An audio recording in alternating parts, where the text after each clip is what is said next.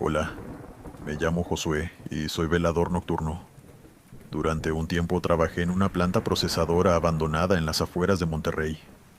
Una instalación que cerraron hace años, pero que todavía mantienen vigilancia, porque quedan equipos de valor adentro. Dejarlos sin custodia termina en robo de cobre y maquinaria que, aunque vieja, sigue siendo de alguien. Trabajaba solo durante la noche en un complejo enorme. Galpones industriales, oficinas vacías, estructuras de metal y concreto, que llevaban años sin función activa, pero que seguían en pie con esa solidez que tienen las construcciones industriales, incluso cuando ya nadie las usa. El lugar más llamativo de todo el complejo era el tanque de agua elevado que se veía desde cualquier punto del patio. Una estructura cilíndrica grande sobre sus soportes de acero que seguía ahí desde el cierre. Durante las primeras semanas de trabajo, el complejo se comportó exactamente como lo que era. Una instalación vieja y vacía, donde los únicos sonidos eran los que hacen las estructuras de metal, cuando cambian de temperatura entre la noche y el amanecer. Crujidos y golpes sordos que cualquiera que haya trabajado en un edificio industrial de madrugada reconoce como parte del ambiente y aprende a ignorar. Pero los golpes que empecé a escuchar poco después de las 2 de la mañana no eran crujidos de estructura. Eran golpes metálicos secos, con un ritmo que no era el ritmo aleatorio de la expansión térmica, sino algo más regular, más espaciado, más parecido a una señal que a un ruido de fondo. Y lo que me hizo dejar de atribuirlos a la instalación fue que aparecían siempre a la misma hora, con una puntualidad que ninguna variación de temperatura puede tener. Hacía mi recorrido buscando el origen y nunca lo encontraba. Y cuando llegaba al sector de donde me parecía que venían el sonido, ya no estaba o parecía venir de otro punto más adelante, como si se moviera por las cañerías de un lugar a otro mientras yo me acercaba. Fue durante una de esas recorridas que noté algo raro en el indicador de nivel del tanque elevado, un visor de vidrio en la base de la estructura que en teoría mostraba cuánta agua había dentro, y que en teoría debería haber estado estático desde que el sistema se desconectó. Pero el nivel marcaba diferente en distintos momentos de la noche, más arriba en algunas recorridas y más abajo en otras, con variaciones que no tenían ninguna explicación técnica posible, porque revisé todas las válvulas y todas las bombas del sistema, y todo estaba desconectado. Después empezaron los charcos.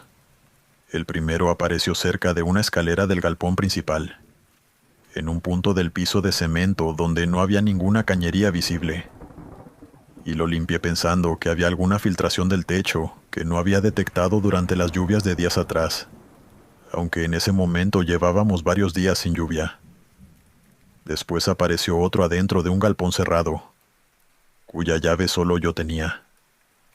Y luego en las oficinas que llevaban meses sin abrirse, con el agua distribuida sobre el piso de una forma que no correspondía a ninguna filtración desde el techo, sino a algo que salía desde abajo, o que simplemente aparecía sin origen identificable, sin cañerías activas cerca, sin ninguna explicación que yo pudiera encontrar revisando el sector. Cuando revisé las grabaciones de cámaras buscando alguna explicación para los charcos, encontré otra cosa que no estaba buscando. En las imágenes de algunos de esos charcos había reflejos sobre el agua que no correspondían al entorno de la cámara. Formas que en el reflejo del agua parecían personas paradas en un punto del espacio, que en el encuadre real de la cámara estaba vacío. Como si el agua estuviera reflejando algo que la cámara no alcanzaba a capturar directamente. Cuando iba físicamente a esos puntos no había nadie. Y el efecto se repetía en grabaciones de distintas noches, en distintos charcos. Siempre con esa misma diferencia entre lo que el ángulo de la cámara mostraba y lo que el reflejo en el agua parecía indicar que había ahí. Decidí subir al tanque. Quería revisar personalmente si había alguna pérdida activa que explicara el nivel variable y los charcos. Y era algo que había estado postergando sin razón técnica concreta. Solo con esa resistencia que uno a veces siente hacia ciertos lugares sin saber exactamente de dónde viene. Empecé a subir por la escalera de metal exterior del tanque, y cuando llevaba la mitad del ascenso, escuché las voces desde arriba, que que formaban un murmullo constante y sostenido que parecía venir del interior del tanque. Llegué arriba y abrí la compuerta y alumbré el agua con la linterna. Al principio solo vi mi propio reflejo sobre la superficie, que estaba quieta a pesar de que el murmullo seguía presente alrededor de la estructura, y estuve unos segundos mirando hacia abajo antes de que apareciera la otra cara. No fue de golpe, sino de forma gradual. Una imagen que se fue definiendo sobre el agua debajo de la mía. El rostro de un hombre que yo no conocía, con los rasgos suficientemente claros como para que no pudiera atribuirlo a un efecto de luz o a la textura del agua, mirando hacia arriba desde la superficie con los ojos abiertos. Moví la linterna y la imagen desapareció con el movimiento de la luz, y cuando volví a iluminar el mismo punto, el agua reflejaba solo el interior de la compuerta abierta y el cielo oscuro detrás de mí, sin ningún rostro, sin ninguna imagen que no correspondiera al entorno real. Bajé sin revisar más. Pensé que por el cansancio y la sugestión podría haber visto algo raro que no estaba ahí. Días después pasó por la planta un ex trabajador que había vuelto para retirar algunas de sus pertenencias personales que había dejado en una de las oficinas cuando cerró. Y le conté lo que había estado pasando, los golpes, los charcos, el nivel del tanque. El hombre me escuchó, y antes de responder me preguntó si las voces venían del tanque, con la precisión de alguien que conoce la respuesta antes de hacer la pregunta. Le dije que sí y me contó que años antes había habido una falla grave en el sistema hidráulico de la planta durante un turno de trabajo, que varias áreas del complejo se habían inundado de forma repentina y que algunos obreros habían quedado atrapados en sectores cerrados antes de que pudieran llegar los equipos de rescate, y que no todos habían salido. No me dio más detalles y yo no los pedí.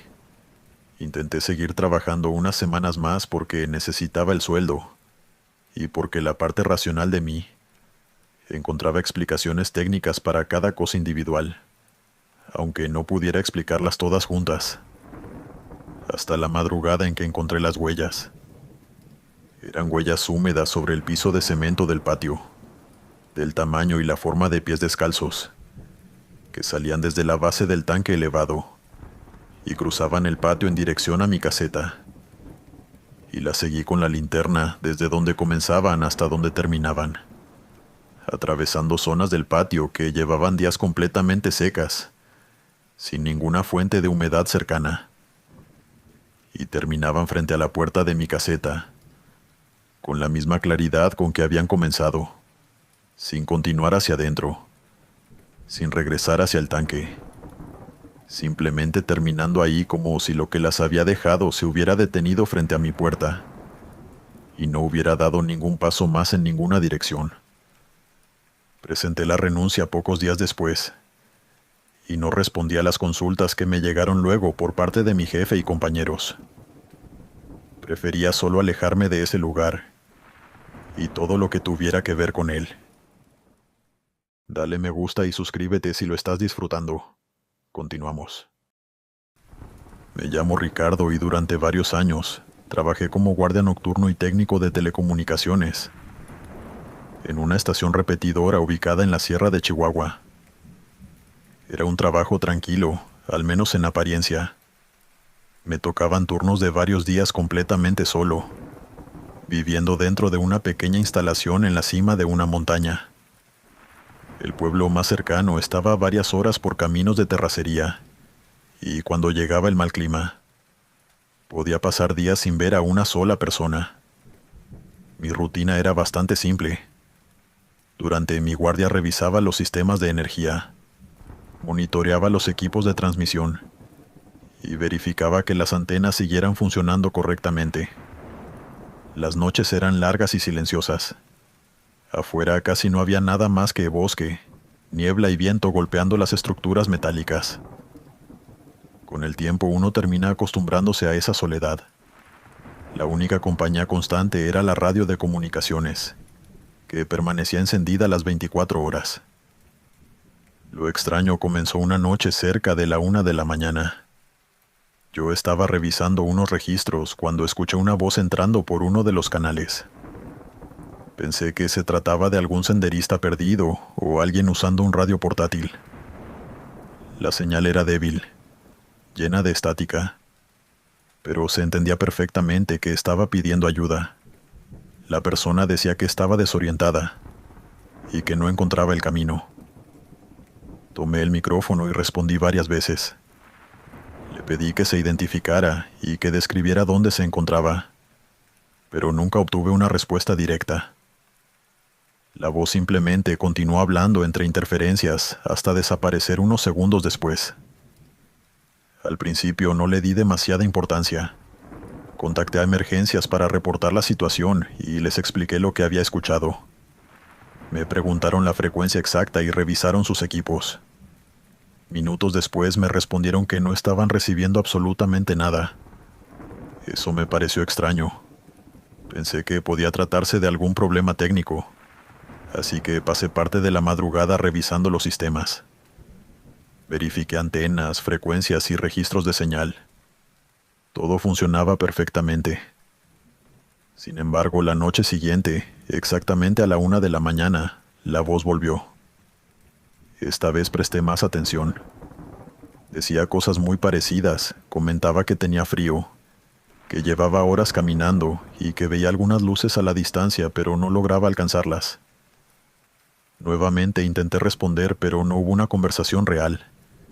Era como escuchar fragmentos de alguien atrapado dentro de una grabación, que se repetía una y otra vez. Las transmisiones comenzaron a aparecer todas las noches a la misma hora. Durante varios días escuché prácticamente el mismo mensaje. A veces cambiaban algunas palabras o aparecían nuevas frases, pero la situación era siempre la misma. Alguien perdido en la montaña buscando ayuda. Poco a poco empecé a sentir una incomodidad difícil de explicar. No era solamente la repetición de los mensajes. Había algo en la voz que me hacía sentir que cada noche estaba más cerca. Después de aproximadamente una semana, las transmisiones empezaron a cambiar. Ya no hablaban únicamente de la montaña. La persona comenzó a mencionar cosas que conocía demasiado bien. Hablaba de una torre de comunicaciones. Mencionaba el generador eléctrico y describía las luces exteriores de la estación, con detalles que no cualquiera podía conocer. Recuerdo perfectamente la noche en que escuché mi nombre por primera vez. Estaba sentado frente a los monitores cuando la voz, entre la estática, pronunció mi nombre completo.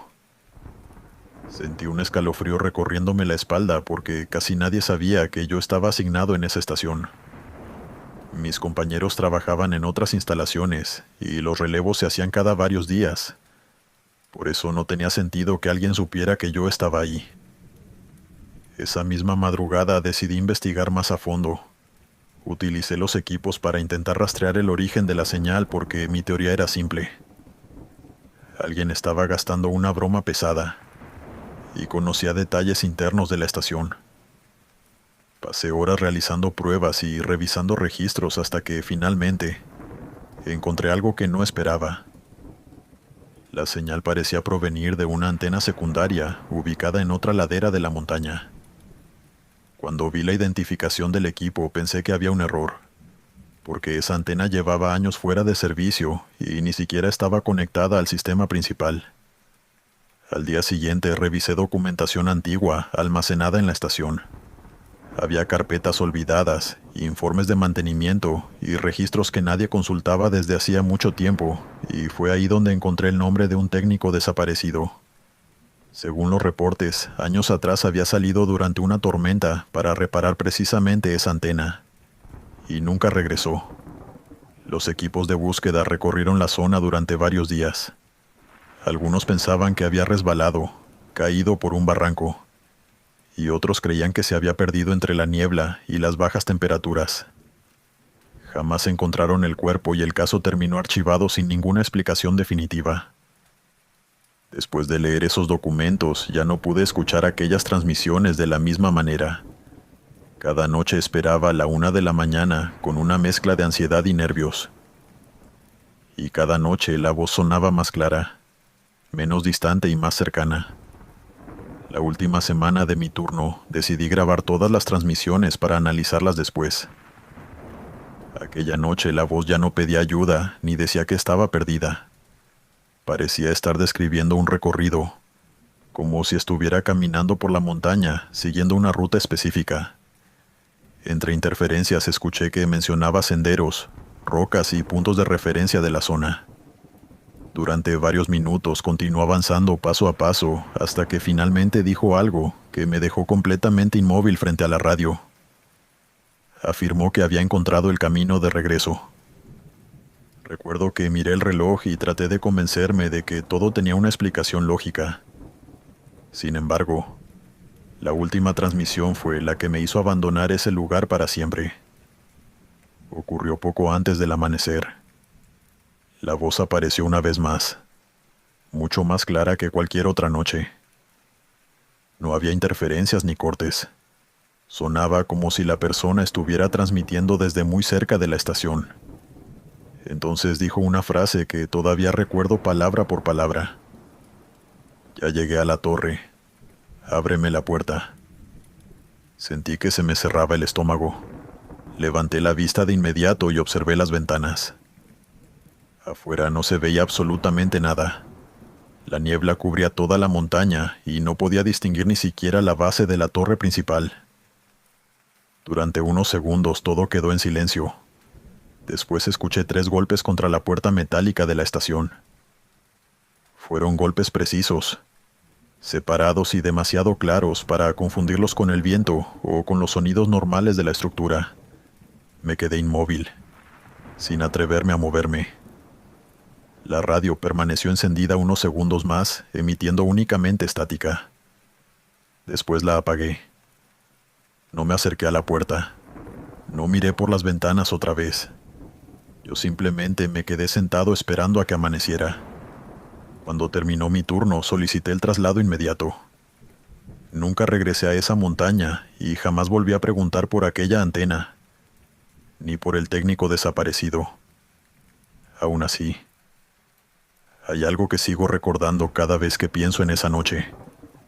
Si aquella voz realmente pertenecía al hombre que desapareció años atrás, entonces algo logró encontrar el camino de regreso después de todo ese tiempo. Y lo peor no fue escuchar su voz por la radio. Lo peor fue comprender que, cuando pidió que le abriera la puerta, ya sabía exactamente dónde estaba yo. Continuamos. Me contrataron como guardia nocturno para cuidar un campo en las afueras de México, en una zona rural donde el dueño llevaba semanas perdiendo animales sin explicación, y había decidido que necesitaba a alguien durmiendo adentro del terreno, en lugar de un recorrido esporádico de alguna patrulla que pasaba por la carretera de vez en cuando. Me ofreció una pequeña casa dentro del terreno, comida y un sueldo razonable, y acepté porque las condiciones parecían manejables y porque en ese momento necesitaba el trabajo. Lo que no me pareció al principio fue la escopeta. El dueño me la entregó junto con una caja de cartuchos el primer día y me dijo que era para emergencias. Y yo la recibí pensando que era una precaución exagerada para cuidar cabras y gallinas de coyotes ocasionales. No había cámaras en ningún punto del terreno. No había señal de celular. No había internet. Y la casa más cercana quedaba a varios kilómetros por un camino de tierra, que de noche era simplemente oscuridad en todas las direcciones. La escopeta, con el tiempo, dejó de parecerme exagerada. La primera semana transcurrió sin nada fuera del ordinario. Hacía recorridas cada pocas horas revisando los corrales, las tranqueras y el alambrado del perímetro. Escuchaba coyotes algunas noches en los cerros más alejados del terreno, y el trabajo era exactamente lo que había imaginado. Aburrido, solitario y sin novedad. Dormía durante el día y de noche caminaba entre los corrales sin encontrar otra cosa que animales durmiendo y el silencio del campo. La noche del incidente terminé una ronda cerca de las 2 de la mañana sin encontrar nada raro. Estaba volviendo hacia la casa cuando escuché los golpes. Eran secos y fuertes, viniendo de uno de los corrales del fondo, donde estaba el rebaño de cabras. Lo primero que pensé fue que alguien estaba intentando forzar la entrada al corral, que los robos que el dueño me había contado estaban pasando esa noche, y que había llegado en el momento justo. Tomé la escopeta y la linterna, y me acerqué despacio por el costado del corral para no alertar a quien estuviera dentro, antes de tener una posición desde donde ver lo que estaba pasando. Iluminé el interior a través de las tablas, y lo que vi tardé unos segundos en procesarlo, porque no era lo que esperaba encontrar. Eran cabras. Una cabra negra en el centro del corral embestía a los demás animales uno por uno, con una fuerza que no tenía ninguna proporción con el tamaño normal de una cabra doméstica. Y el resto del rebaño estaba arrinconado contra la pared del fondo, con ese agrupamiento compacto que tienen los animales cuando perciben un depredador y no tienen hacia dónde correr. Y mientras yo miraba vi a la cabra negra cargar contra otra que estaba separada del grupo. El golpe tiró al animal al suelo, y ese animal no volvió a levantarse. Segundos después otra cabra que intentó moverse hacia el costado recibió el mismo golpe y cayó de la misma forma. Empecé a gritar desde afuera del corral para espantarla, que es lo que uno hace cuando un animal entra en un estado de agitación, y la cabra no reaccionó en ninguna forma reconocible. Siguió moviéndose por el corral embestiendo cualquier cosa que se moviera, como si el sonido de mi voz no existiera para ella. Golpeé los postes de madera con la culata de la escopeta, produciendo el ruido más fuerte que podía, y tampoco produjo ningún cambio en el comportamiento del animal. Pensé en la rabia. Pensé en alguna enfermedad neurológica que produjera ese tipo de agresividad y disparé al aire. El ruido del disparo detuvo todo de golpe. Los animales arrinconados dejaron de moverse. El golpeteo contra las tablas cesó, y el silencio que siguió fue absoluto durante varios segundos. Y entonces la cabra negra giró lentamente la cabeza hacia mí. No corrió hacia la salida. No se asustó. Solo giró la cabeza con una lentitud completamente antinatural y me miró. Y cuando la linterna le dio de lleno en la cara, vi la espuma colgando de la boca en hilos gruesos y oscuros, y los ojos completamente abiertos con una dilatación que ocupaba casi todo el iris.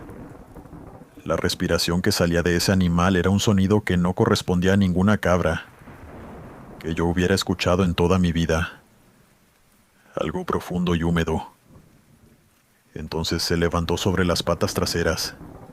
Simplemente se mantuvo erguida sobre las dos patas traseras durante varios segundos y, mientras estaba así, emitió un sonido que todavía hoy no puedo describir con ninguna palabra que haga justicia a lo que era. Ronco y bajo y continuo. Retrocedí. La cabra bajó de nuevo a las cuatro patas y arremetió contra los tablones del corral en mi dirección, golpeando la madera con una fuerza que hizo vibrar los postes.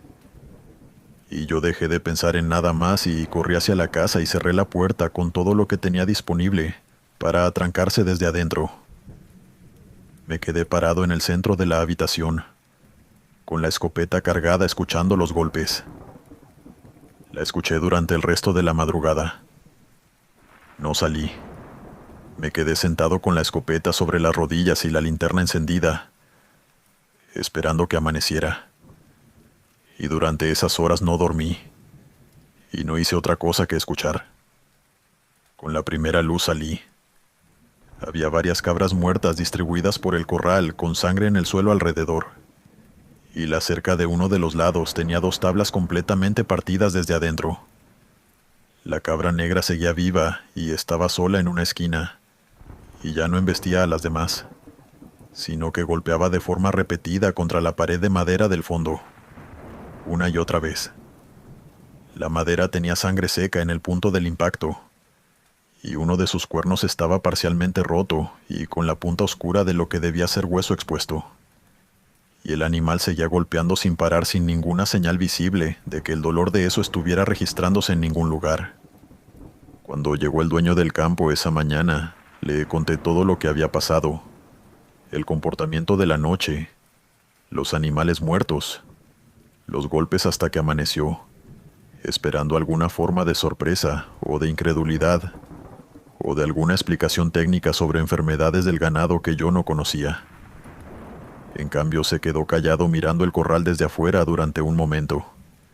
Después fue a la camioneta, sacó su propia escopeta y entró al corral sin decir una sola palabra y terminó con el animal.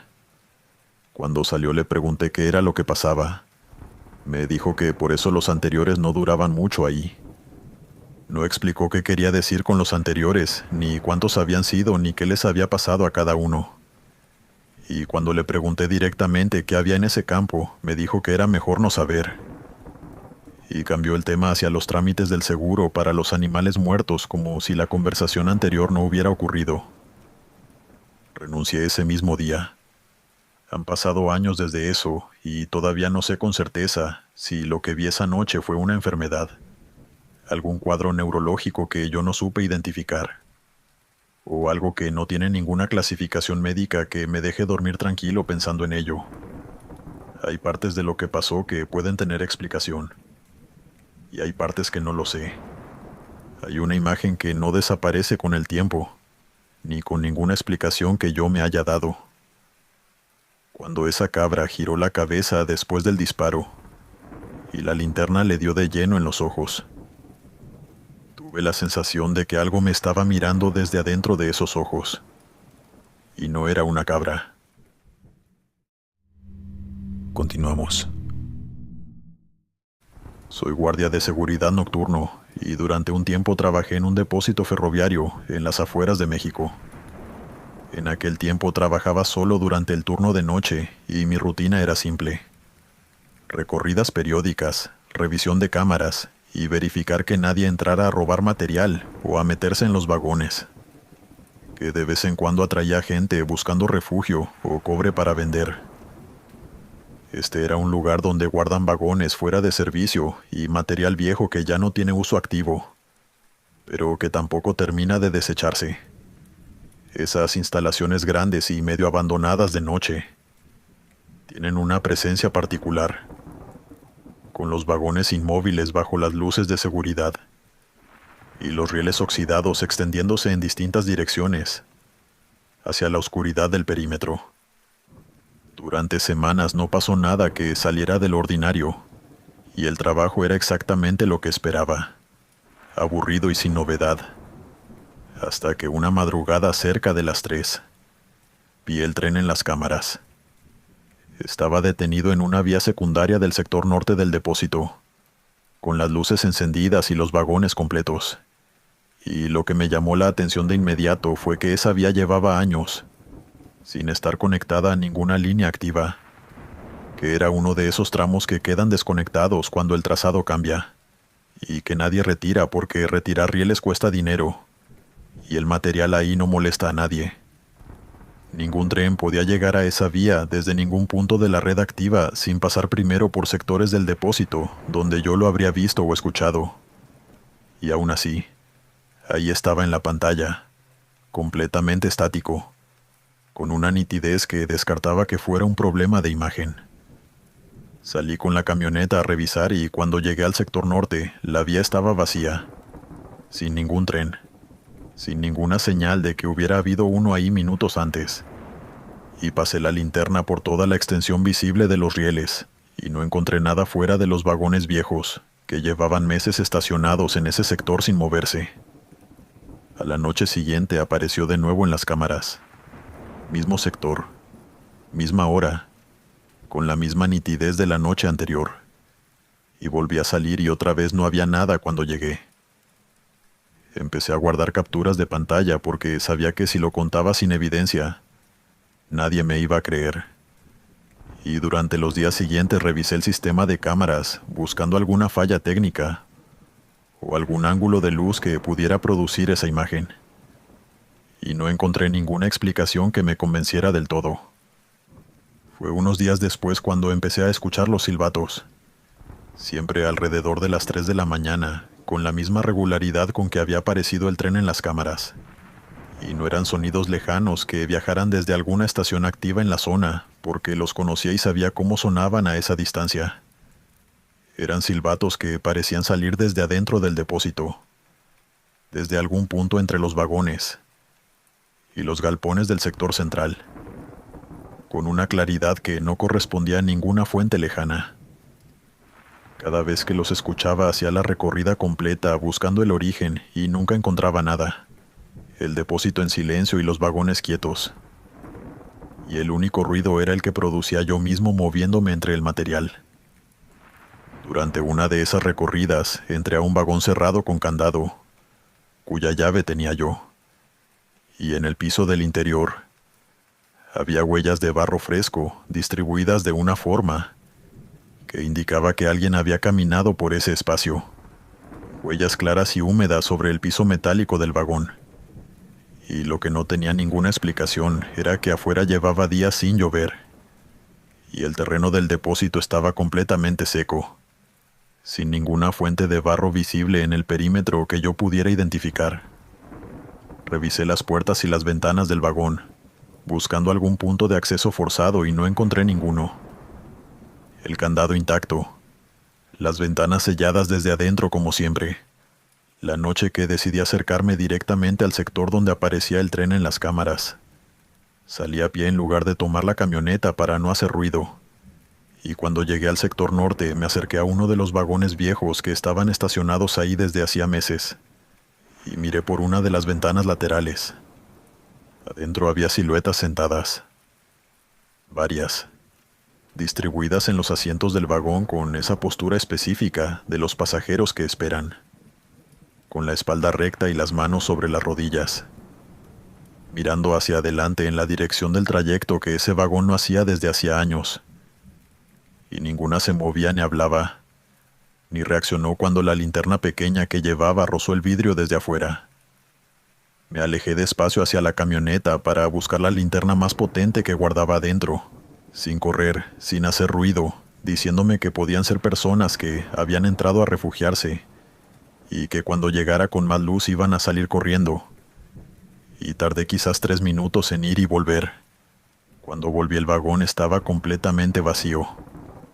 Las ventanas en silencio, el interior oscuro, sin ninguna silueta en ninguno de los asientos, sin ningún sonido de personas moviéndose o bajando del vagón, sin ninguna señal de que hubiera habido alguien adentro unos minutos antes. Días después le comenté lo que había estado pasando a un empleado jubilado, que había trabajado en ese depósito durante décadas, y que a veces pasaba por las mañanas cuando llegaba el turno diurno. Y el hombre me escuchó sin interrumpirme.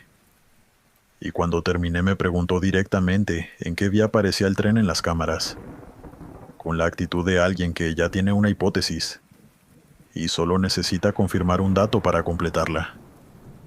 Le describí el sector y el tramo de vía, y el hombre asintió despacio, y me contó que cerca de ese punto había descarrilado décadas atrás un tren que transportaba trabajadores ferroviarios, que el accidente había sido grave, y que habían muerto varias personas en el lugar, y que a lo largo de los años distintos, vigilantes nocturnos del depósito habían escuchado silbatos sin origen a las mismas horas, siempre de madrugada, siempre en el mismo sector. No me dijo nada más y yo no pregunté más, porque había algo en la forma en que lo contó que cerraba la conversación, sin necesidad de que ninguno de los dos dijera explícitamente lo que los dos estábamos pensando. Intenté seguir trabajando unas semanas más, y lo habría conseguido si no hubiera sido por la mañana en que llegué a la oficina y encontré boletos de tren sobre el escritorio. Eran varios, húmedos, de los boletos en papel que se usaban décadas atrás, con la tinta corrida por la humedad pero todavía legibles en los detalles de fecha y destino que correspondían a un periodo en que yo no había nacido todavía. La puerta de la oficina estaba cerrada con llave desde adentro con mi propia llave, las ventanas selladas, y cuando revisé las grabaciones de cámaras de esa noche, ninguna mostraba a alguna persona entrando al edificio en ningún momento del turno. Guardé los boletos un tiempo. Después renuncié. Lo último que hice antes de devolver el equipo fue revisar las grabaciones de la noche anterior en la pantalla de la sala de cámaras. y a las 3 de la mañana ahí volvía a verse el mismo tren, detenido con las luces encendidas y los vagones completos, quieto, como si esperara algo, o a alguien que llevaba mucho tiempo sin llegar. Y al día de hoy, no sé si alguna vez llegó. Continuamos. Hola Glenn, me llamo Joaquín. Soy guardia de seguridad en un edificio de oficinas en Ciudad de México. Y llevo años escuchando historias de terror en el trabajo mientras hago los recorridos. Por eso encontré tu canal y quiero contarte lo que viví. Mi rutina de noche es simple y siempre igual. Cada 3 horas recorro los 5 pisos del edificio y el subsuelo de estacionamientos, empezando por el primero y subiendo en el ascensor hasta el quinto. Y después bajo por las escaleras revisando pasillos, oficinas, salidas de emergencia y baños en cada piso hasta llegar al subsuelo, que es lo último antes de volver a la caseta. Es un recorrido que conozco de memoria. Puedo hacerlo con los ojos cerrados y, en años de trabajo, nunca me había dado ningún problema. Esa noche salí con el auricular puesto escuchándote, con el volumen bajo para escuchar si algo pasaba, pero suficientemente presente para que el silencio del edificio vacío no se sintiera tan pesado como se siente a las 2 de la mañana, cuando uno es la única persona despierta en 5 pisos de oficinas oscuras. Subí al ascensor, presioné el piso de arriba y empezó el recorrido de siempre. Al moverse, el parlante del ascensor hizo una pequeña interferencia. Un chasquido breve, pero no le di importancia, porque los sistemas viejos hacen ese ruido todo el tiempo. Bajé, revisé todo y volví al ascensor para llegar al piso siguiente. Ahí la interferencia fue más larga y empezó a mezclarse con el audio del podcast en el auricular. Y bajé un poco el volumen pensando que era interferencia del edificio, afectando la señal del teléfono. Seguí con mi trabajo y al subir al cuarto la estática en el parlante ya era constante y suficientemente molesta como para que me sacara el auricular y lo guardara en el bolsillo. Esos pasillos los recorrí con miedo. Sentía que no estaba solo. Volví al ascensor. Apreté el último botón y cuando llegó al quinto la estática llenó el parlante por completo del habitáculo. Y mientras las puertas se abrían escuché la voz con una claridad que no tenía ninguna relación con la interferencia. Completamente nítida, masculina, diciendo una sola cosa: no vayas al subsuelo. Me quedé inmóvil adentro del ascensor durante varios segundos, procesando lo que acababa de escuchar. Y lo primero que hice fue mirar el panel del intercomunicador, porque la explicación más razonable era que alguien desde la caseta o desde algún punto del edificio había hablado por el sistema, y la interferencia había distorsionado el sonido durante el recorrido hasta ese piso, pero lo había transmitido limpio al llegar.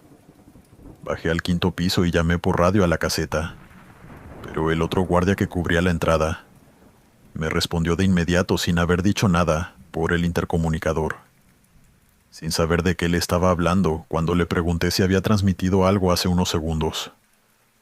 Me quedé parado en el pasillo del quinto piso un momento más de lo necesario, intentando encontrar una explicación técnica que me convenciera.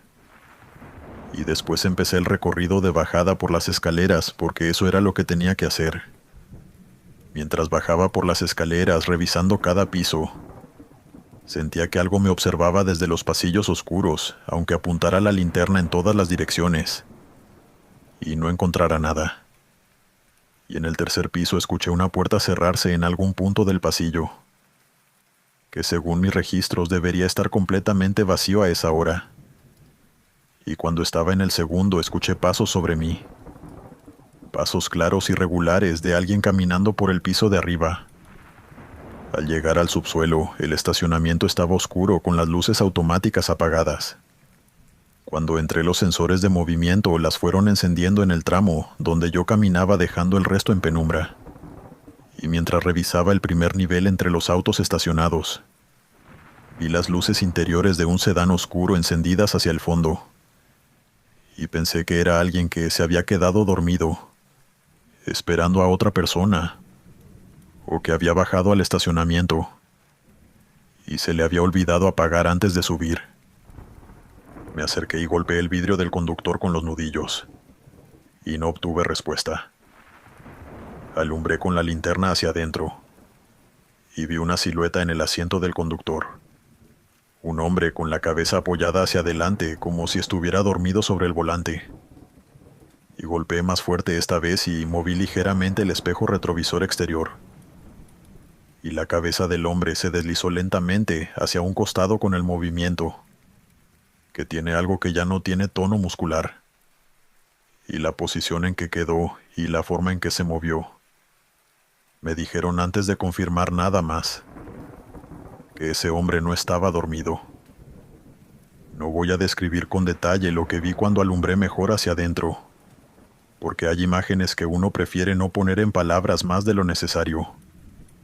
Pero el hombre llevaba tiempo muerto y estaba solo, y no había ninguna señal de violencia visible desde afuera del vehículo. Yo estaba solo en el subsuelo de un edificio vacío a las 2 de la mañana, parado al lado de un cadáver. Me asusté. Las manos me temblaban mientras marcaba el número de emergencias. Esperé solo en el subsuelo hasta que llegaron los policías y mientras esperaba la radio portátil del cinturón. Emitió varios chasquidos de estática breves y espaciados sin ninguna transmisión de la caseta.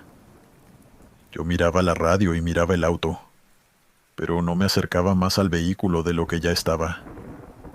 Los minutos pasaban con lentitud. Los policías llegaron, confirmaron el fallecimiento, acordonaron el área y me tomaron declaración durante horas sobre mi recorrido, a qué hora había llegado al subsuelo, si había visto a alguien más, si el acceso al estacionamiento tenía cámaras operativas en ese sector, el procedimiento completo que, en ese momento, procesé de forma casi mecánica porque la mente estaba ocupada en otra cosa. El hombre había muerto aparentemente por causas naturales solo en su auto, sin que nadie lo encontrara hasta que yo llegué.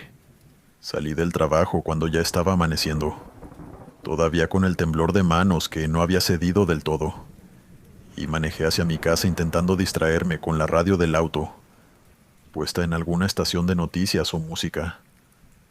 Cualquier cosa que le diera al cerebro, algo diferente a lo que había vivido durante las últimas horas. Durante todo el trayecto pensé en la voz en el ascensor, en la advertencia que no tenía ninguna explicación técnica que yo hubiera podido encontrar, en lo que hubiera pasado si la hubiera tomado en serio y hubiera omitido el subsuelo esa noche, si ese hombre hubiera seguido ahí solo hasta el siguiente turno. Llegué a mi colonia, entré a mi calle y estacioné frente a mi edificio con la radio todavía puesta, y en el momento en que apagué el motor, la señal de la radio se llenó de estática, densa, igual a la del parlante del ascensor horas antes. Y antes de que pudiera procesar lo que estaba escuchando, llegó la voz. La misma voz masculina, con la misma claridad, diciendo: «No bajes». Miré por la ventanilla hacia la entrada de mi edificio, y sentí el mismo miedo del ascensor. En menos de un segundo arranqué el auto sin pensarlo, y me fui directo a la casa de un amigo. Y dormí ahí esa mañana sin explicarle bien por qué había llegado a esa hora sin avisar. Volví a mi casa al día siguiente con la luz del mediodía encima, y no encontré nada fuera de lugar. Ninguna señal de que hubiera habido alguien o algo similar. Hasta hoy no sé quién habló por ese parlante ni por la radio de mi carro. Hay una parte de mí que sabe que probablemente nunca lo voy a saber con certeza. Pero lo que sí sé es que la segunda advertencia me la dieron justo antes de que bajara a la entrada de mi propio edificio de madrugada, y que algo me hizo no hacerlo. Desde entonces duermo con dos preguntas que no tienen respuestas. ¿Qué había esperándome aquella noche? Y otra cosa. Si esa voz que me avisó 2 veces sabía lo que yo me iba a encontrar si bajaba.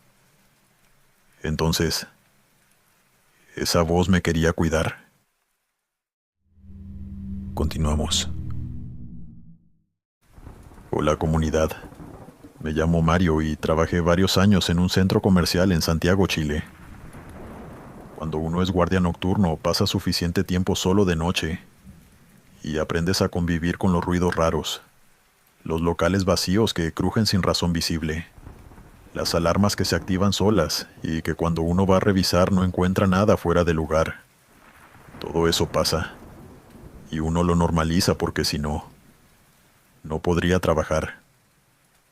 Pero hubo una noche que me marcó para siempre y que después de todo este tiempo sigue siendo la razón por la que no volví a ese trabajo.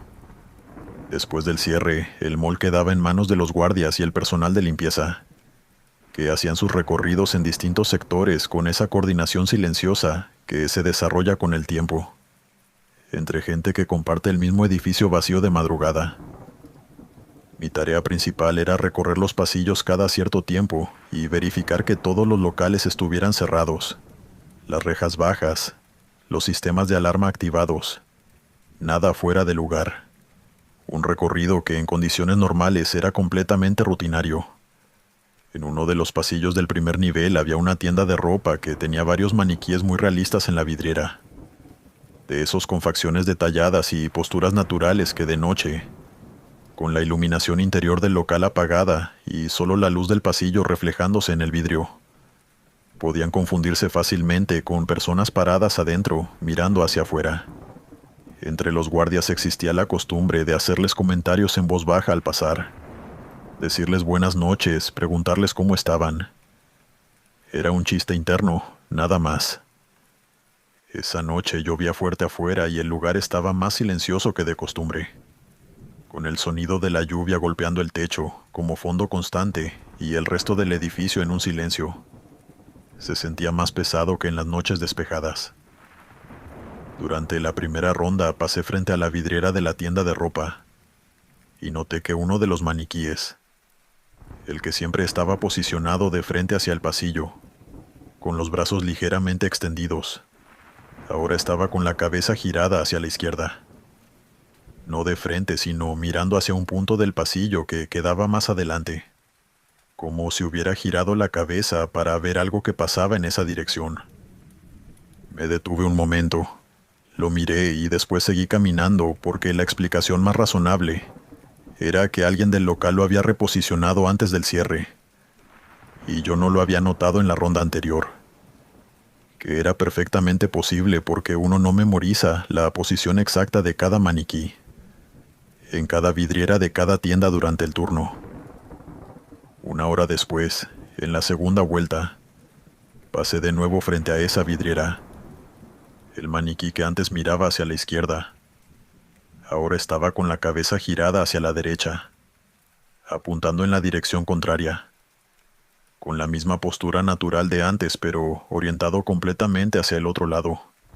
Y me detuve frente al vidrio y estuve varios segundos mirándolo, intentando recordar con exactitud cómo estaba antes, y diciéndome que probablemente estaba mezclando los recuerdos. Me convencí de que era eso y seguí. En el puesto de monitoreo abrí el sistema de cámaras y busqué el ángulo que cubría esa vidriera, y lo que encontré fue una pantalla con interferencias que no estaban en ninguna de las otras cámaras del sector. Las interferencias eran intermitentes. Aparecían y desaparecían cada varios segundos, y en los momentos en que la imagen se aclaraba, la vidriera se veía normal con los maniquíes en sus posiciones, pero en los momentos de interferencia, la imagen se distorsionaba de una forma que hacía imposible confirmar o descartar cualquier movimiento. Fui personalmente al pasillo. El primer nivel estaba en silencio absoluto, y caminé hacia la vidriera de la tienda con la linterna en la mano, aunque no la encendí porque la luz del pasillo alcanzaba para ver. Cuando estaba a unos metros de la vidriera escuché una voz. Era muy baja, casi un susurro, pero completamente articulada, viniendo desde detrás del vidrio. Y lo primero que pensé fue que había alguien adentro del local, que alguien se había quedado encerrado durante el cierre o que había entrado de alguna forma después. Y me acerqué al vidrio y alumbré con la linterna hacia el interior del local, pero no había nadie. Solo las perchas con ropa, los espejos al fondo y los maniquíes en la vidriera. Los maniquíes que ahora estaban todos mirando hacia el vidrio, hacia el pasillo. No en posiciones diferentes a las habituales, sino todos, los 4 o 5 que había en esa vidriera, con la orientación frontal hacia afuera, hacia donde yo estaba parado con la linterna en la mano, y el corazón acelerado al otro lado del vidrio. Y la voz volvió a sonar, todavía baja, pero esta vez más clara. Y lo que decía no lo voy a repetir completo, porque hay partes que con el tiempo decidí no poner en palabras. Pero era una voz que hablaba de ese lugar, del suelo sobre el que estaba construido el mall, de lo que había estado ahí antes de que existiera cualquier estructura encima. Entre los guardias más viejos del turno circulaba desde hacía tiempo la historia de que el terreno donde estaba construido el centro comercial había sido en algún momento anterior un cementerio, que durante la construcción habían encontrado restos y que la empresa había manejado eso de la forma en que esas cosas se manejan, cuando el proyecto ya está en marcha y parar no es una opción. Yo siempre había escuchado esa historia con la misma actitud con que uno escucha las leyendas de cualquier lugar de trabajo, como parte del folclore del edificio sin darle más peso que eso. Esa noche, parado frente a esa vidriera escuchando esa voz, dejé de escucharla como una leyenda. No me quedé a confirmar nada más. Caminé de vuelta al puesto de monitoreo. Le dije al otro guardia que no me sentía bien y que iba a irme. Esa misma semana pedí el cambio a otro lugar, y después de un tiempo dejé ese trabajo, sin darle a nadie una explicación. Hasta hoy no sé si lo que escuché venía de uno de esos maniquíes o de algo en el interior del negocio. Hay noches donde me alegro de no haberme quedado a saberlo con certeza, porque las cosas que dijo esa voz era algo imposible de dejar pasar, y también imposible de evitar. Yo no las olvidé del todo, pero tampoco las voy a repetir.